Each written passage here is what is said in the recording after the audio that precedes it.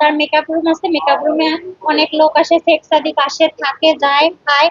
বেডরুমেও থাকছে, আমি দেখছি, যেটা সত্যি কথা। সে আমাকে এই শ্যাম্পুর জন্য বের করে দিছে, শ্যাম্পুর জন্য বকাবকি করে। তার আরেকটা মেয়ে আছে পুরাতন, তাকে বলে কি বৃষ্টি, ওই মেয়েরা সকালবেলা বের করে দিবি, আমি যেন উঠে না দেখি ওই মেয়ে আসে।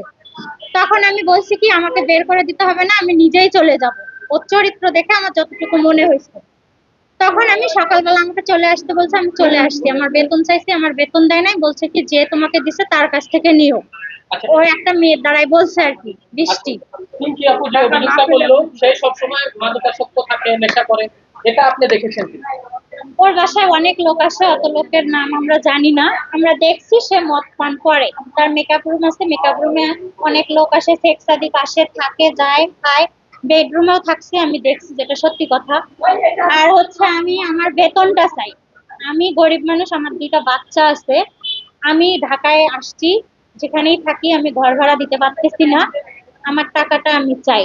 আমি সাংবাদিকের সাথে কেন কথা বলছি, এই জন্য আমার বেতনটা দেয় নাই, এজেন্ট আমাকে বলছে।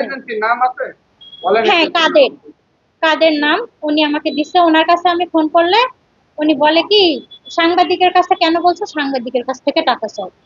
এটা টাকা না দিলে আপনি কি করবেন?